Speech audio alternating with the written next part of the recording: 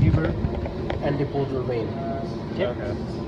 So when you look at the visceral surface, that's the left side.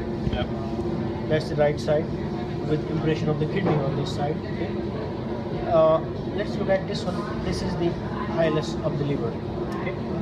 And then if I try to look at this liver in terms of the usual mammalian liver, okay, with hilus at the center, dorsal to the hilus you have the caudate lobe, ventral to the hilus you have the quadrate lobe. On the right side of the hilus you have right lobe and the caudate process of the caudate lobe. On the left side you have left lobe and a present the papillary process of the caudate lobe.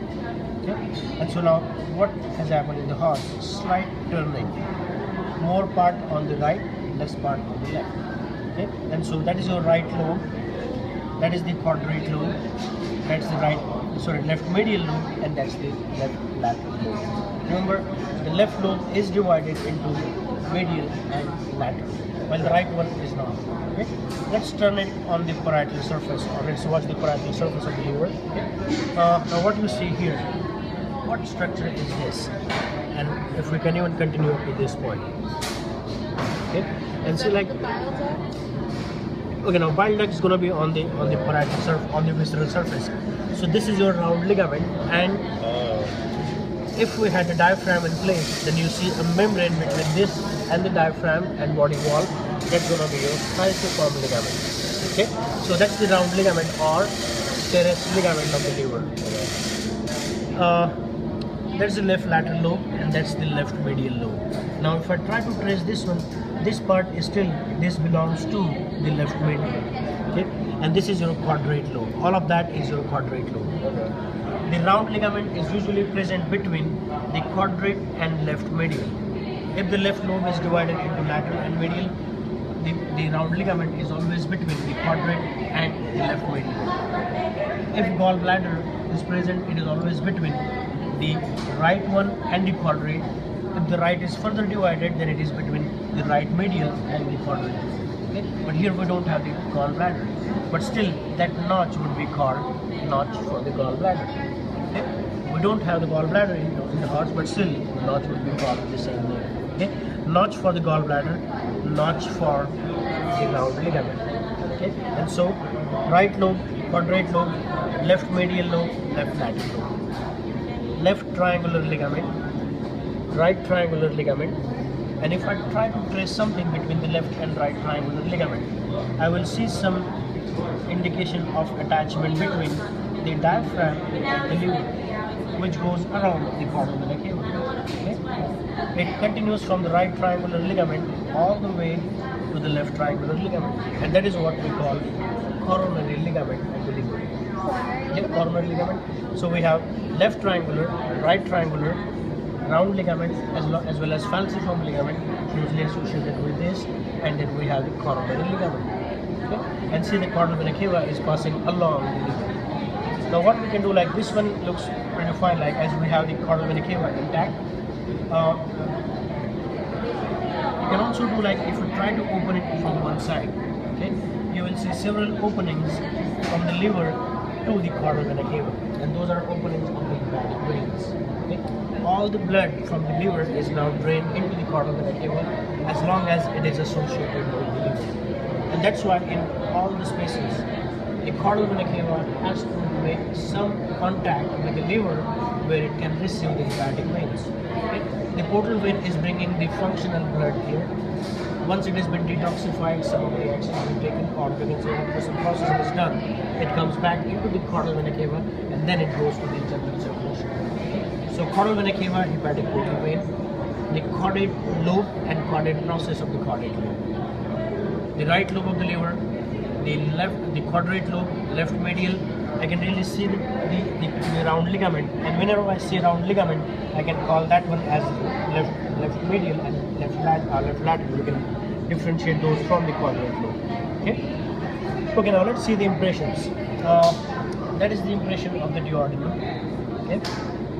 And starting from here, going up this way. This is the impression of the stomach. So that is our gastric impression, duodenal impression. That is impression of the right dorsal colon. which also includes impression of the duodenum. See, your duodenum is actually trapped between the liver and the right dorsal colon. Okay? Then this is impression of the, yep, that is your diaphragmatic flexion. Okay? Simply you can just call it as impression because it is impression of the colon. So it would be basically the diaphragmatic flexion, which is located dorsally, but the sternal flexion would not make any contact with the liver because it is located more ventrally. Okay, so that is the diaphragmatic flexion. The right dorsal colon, the gastric impression or impression of the stomach. Okay? So these are the major ones, including your impression of the duodenum. And that's esophageal. Yeah, that is esophageal notch or esophageal impression. Similarly, we do have the notch for the caudal vena cava.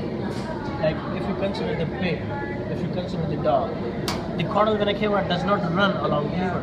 It usually crosses the liver. The liver is present in that transverse plane, along the transverse plane, and the caudal vena cava goes along the liver lines. But it should make contact with the liver, so it would receive the hepatic meals. Okay, so that is, like as we see this one, these are different lobes and different impressions of the liver. Now, how are we gonna identify? Like how are we gonna know? Like if you are asked to identify the lobe or if you are asked to identify the impression. In that case, if you're not really sure, just make sure like you just identify that as a lobe. Okay?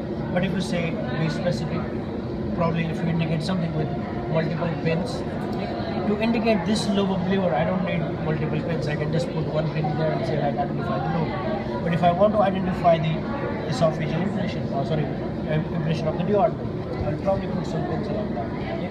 If I want to put something here, let's say be specific, then you will identify the impression rather identify the figure. Okay?